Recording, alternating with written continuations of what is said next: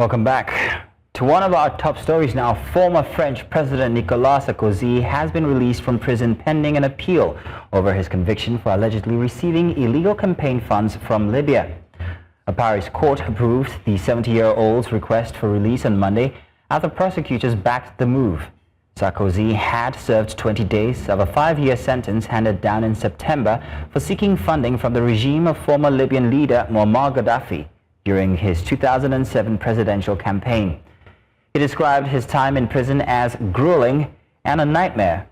Sarkozy, who governed France from 2007 to 2012, became the first former leader of an EU nation to serve jail time. His appeal hearing is set for March 2026. I'm now joined by an international journalist and policy analyst, Thamsanqa Zhou. Good to have you here, Tham, and welcome on Tonight. Thank you so much, Azuma, for having me. You're welcome. Now, Sarkozy, he's been freed while his appeals, well, even after a serious conviction like that. Would a politician from Africa, let's use this as an example, in a similar scandal, ever get this kind of leniency? Or is this another example of how justice works differently depending on where you're from? Well, in a way, the way that justice is designed to work differently depending on the jurisdiction where you are. But what tends to happen within the African context is there is what we can call jury that's out there that says most of the African politics is influenced by interest from outside regional blocs that are seeking political capital depending on who is in power and who has to go to prison when they leave. Not just Africa, Latin America and Asia as well, because that's where we tend to see most leaders being imprisoned after they have left office. For Sarkozy, for France, I think this is the first time since 1945. Remember, the people who were believed to be sympathetic to Nazi Germany, they are the ones who were imprisoned at the time. Other than that, post the Second World War, there's nobody else that I can think of that was dragged to the court. So Sarkozy is an odd one out in that regard.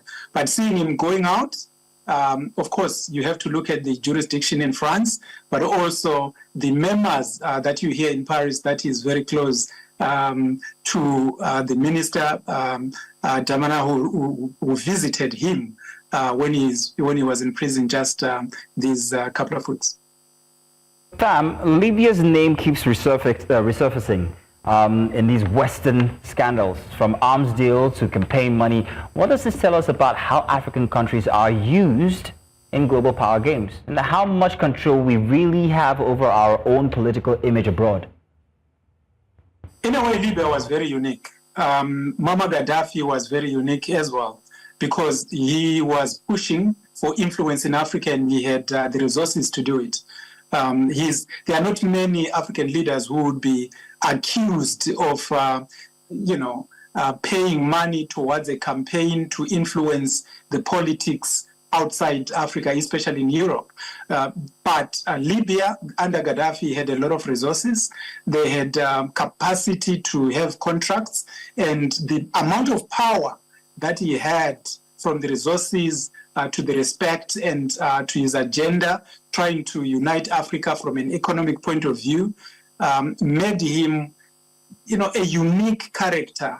So, which is why, in this case, that they are alleging that there was, or maybe there's, I don't know whether we should still use allegedly, because there was a conviction of conspiracy. So that's why in France they are basically saying that there was money available, and the campaign of former President Sarkozy reached out and was working with the Libyans to be able to influence the Libyan agenda and political interests once they were in power from 2007 to during the course of that term. But there are not many, even Nigeria, rich as it is unlikely to be accused of sponsoring campaigns for political leaders in Europe.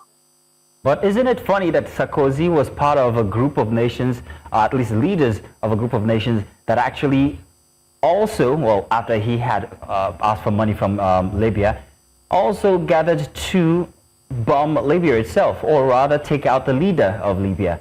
Doesn't that strike you as kind of like weird or funny?